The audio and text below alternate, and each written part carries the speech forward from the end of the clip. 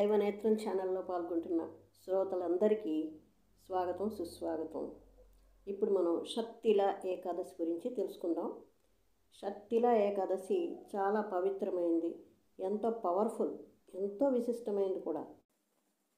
షత్తిల ఏకాదశి కథ గురించి తెలుసుకుందాం. బ్రహ్మ వైవర్త పురాణంలో ఉపవాసం అంటే అర్థం అన్ని పాపాల నుండి దూరంగా ఉండటం. ఈ వ్రతం ఆచరించిన వారికి ధర్మార్థ కామ మోక్షాలు తప్పకుండా ప్రాప్తిస్తాయి. అంతేకాకుండా భగవద్భక్తి, కృష్ణ ప్రేమ లభిస్తుంది. మన జీవితం యొక్క సర్వోత్కృష్ట లక్ష్యం భగవద్భక్తిని పొందడం.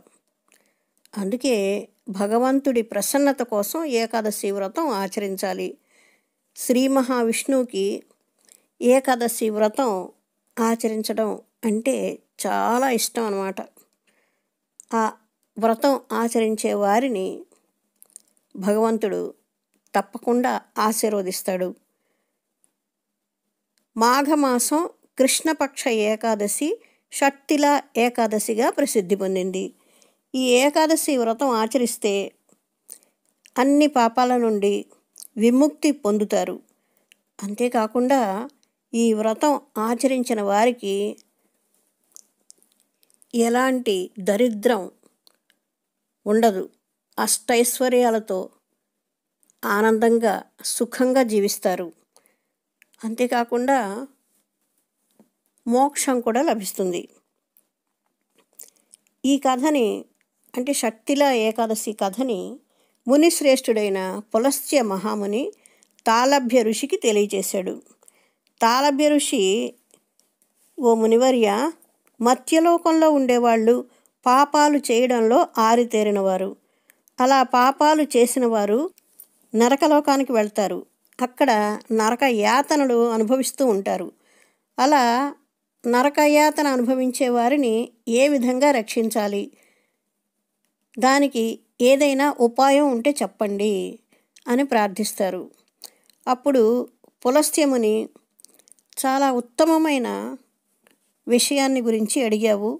మానవులు అందరి శ్రేయస్సు కోసం నువ్వు ఈ విధంగా అడగటం వల్ల నేను ప్రసన్నుణ్ణయ్యాను. శ్రద్ధగా విను. వారిని నరకయాతన నుంచి తప్పించాలి అంటే ఏం చేయాలో ఇప్పుడు నేను వివరిస్తాను. మాఘమాసంలో మానవులందరూ ఉదయమే లేచి స్నానం చేసి ఇంద్రియాలని స్వాధీనంలో ఉంచుకోవాలి. కామ, క్రోధ, లోభ, మోహాలని, అహంకారాన్ని దూరంగా ఉంచాలి. అంటే వీటన్నిటికీ దూరంగా ఉండాలి, లొంగకుండా ఉండాలి. ఆ తర్వాత పరనింద చెయ్యకూడదు, ఎదుటి వాళ్ళని హింసించకూడదు, బాధ పెట్టకూడదు.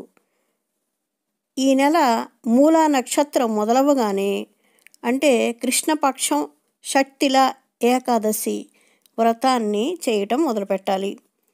అది కూడా నిర్మలమైన భావంతో ఉండాలి. శ్రీ మహావిష్ణువుని పూజ చేయాలి. ఎలా పూజ చేయాలి అంటే శంఖు చక్ర గదా పుష్పాలంకృతుడైన శ్రీహరిని పూజ చేయాలి. చందనం, కర్పూరం అర్పించి భగవంతుడికి ప్రసాదం ఆఫర్ చేయాలి. ఆ తర్వాత రాత్రికి జాగరణ చేయాలి.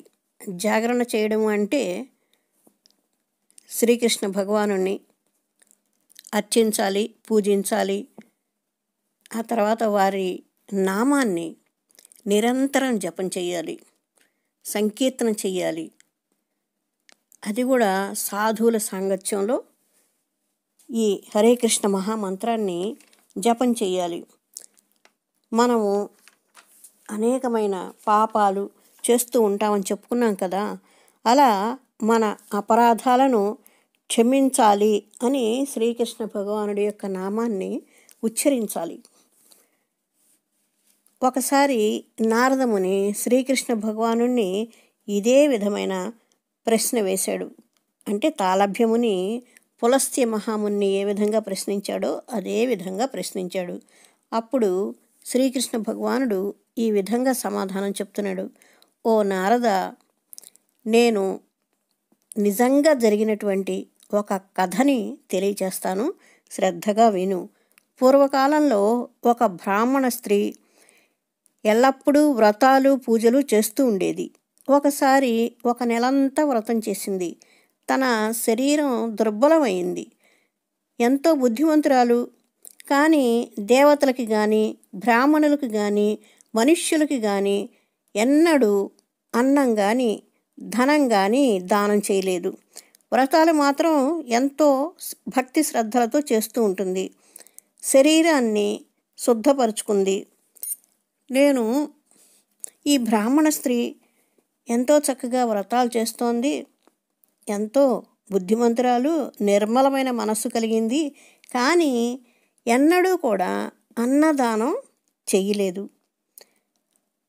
మరి తను తర్వాత తన జీవితం తృప్తిగా ఎలా జరుగుతుంది అని చెప్పి నాకు బాధ అనిపించింది. అందుకే నేను ఒకసారి బ్రాహ్మణుడి రూపంలో భిక్షాపాత్ర తీసుకొని భిక్షాందేహి అని వాళ్ళ ఇంటి ముందు నిల్చున్నాను. అప్పుడు ఆవిడ బయటికి వచ్చి మీరు ఎక్కడి నుండి వచ్చారు అని అడిగింది. కానీ నేను కావాలనే సమాధానం చెప్పలేదు. ఆవిడికి కోపం వచ్చి భిక్షాపాత్రలో మట్టి ముద్దను వేసింది. ఆ తర్వాత నేను నా ధామం వెళ్ళిపోయాను. కొంతకాలం తర్వాత ఆమె చేసిన వ్రతాల ఫలితంగా తపస్సు ప్రభావం వల్ల నా ధామానికి చేరుకుంది. ఒక అందమైన భవనం లభించింది. కానీ ఆ భవనంలో అన్ని రకాల ఫెసిలిటీస్ అయితే ఉన్నాయి, కానీ ఆహారానికి సంబంధించిన పదార్థాలు మాత్రం లేవు. అప్పుడు ఆమె చాలా ఖిన్నురాలైపోయింది.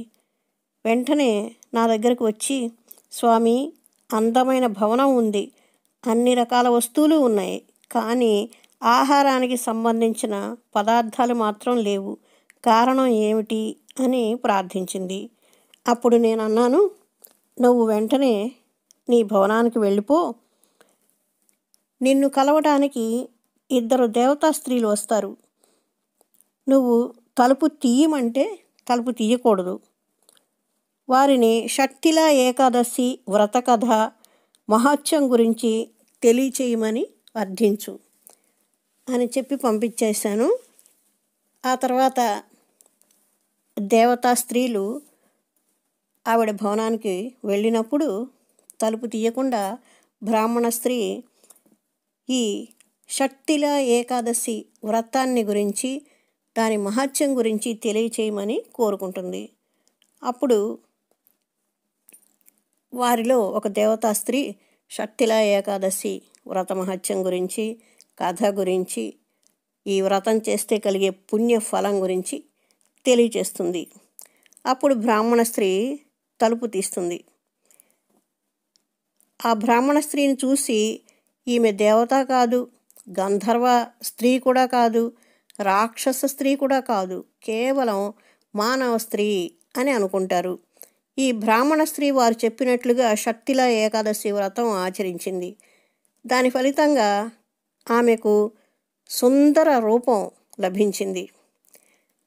అంతేకాదు, ఆమె భవనంలో ఆహారానికి సంబంధించిన అనేకమైన పదార్థాలు ప్రత్యక్షమయ్యాయి.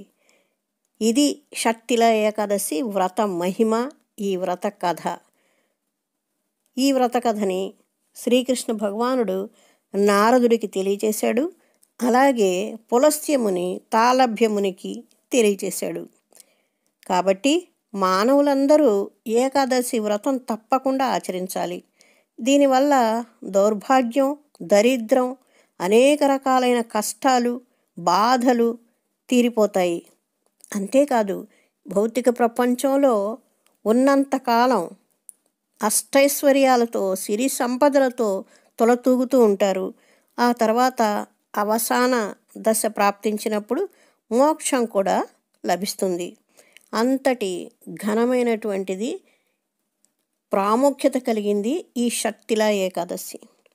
వాస్తవానికి ఏకాదశి వ్రతాలన్నీ కూడా మహత్వపూర్ణమైనవి. అంతేకాకుండా అపారమైన పుణ్యాన్ని సంపాదించి పెడతాయి. ఏకాదశి వ్రతం చేయడం వలన సకల పాపాలు నశించి భవసాగరం నుండి కూడా బయటపడతారు. పురాణాల్లో ఏకాదశి వ్రతం ఎలా చేయాలో తెలియజేశారు. ఈ వ్రతం ఆచరించేవారు దశమి రోజున రాత్రిపూట అంటే సూర్యాస్తమయం తర్వాత భోజనం చేయకూడదు. రాత్రికి శ్రీకృష్ణ భగవానుడి భజనలు కీర్తనలు చేస్తూ ఆ తర్వాత నిద్రపోవాలి.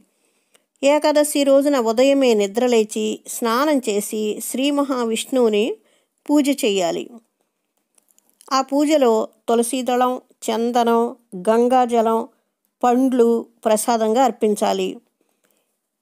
ఈ ఏకాదశి వ్రతం చేసేవారు ఆ రోజున అబద్ధం చెప్పకూడదు, పరనింద చెయ్యకూడదు, కపటత్వం చూపించకూడదు, మోసం చేయకూడదు. శ్రీకృష్ణ భగవానుడి నామ రూప గుణ లీలలను స్మరణ చేయాలి. కలియుగంలో హరే కృష్ణ మహామంత్రం శ్రేష్టమైంది. హరే కృష్ణ కృష్ణ కృష్ణ హరే హరే, హరే రామ రామ రామ హరే హరే. ఈ మహామంత్రాన్ని ప్రయత్నపూర్వకంగా ఎల్లప్పుడూ సాధన చేయడం వల్ల మనలో కృష్ణ చైతన్యం అభివృద్ధి చెందుతుంది. అలాంటి నిర్మలమైన మనస్సులో శ్రీకృష్ణ భగవానుడు తిష్ట వేసుకుని కూర్చుంటాడు. ఎవరైతే శ్రీకృష్ణ భగవానుడి చరణార విందాలను ఆశ్రయిస్తారో వారి జీవితం ఆనందమయం అవుతుంది. అంతకంటే భక్తులకి కావాల్సింది మరింకేముంది? ఎవరైనా కొత్త వాళ్ళు ఈ వీడియోని మొట్టమొదటిసారి చూస్తూ ఉన్నట్లయితే లైక్ చేయండి, సబ్స్క్రైబ్ చేయండి, మీ ఫ్రెండ్స్కి రిలేటివ్స్కి షేర్ చేయండి. ఆ విధంగా చేసినట్లయితే నా ఫ్యూచర్ వీడియో నోటిఫికేషన్స్ అన్నీ ముందుగా మీకు చేరుతూ ఉంటాయి. హరే కృష్ణ.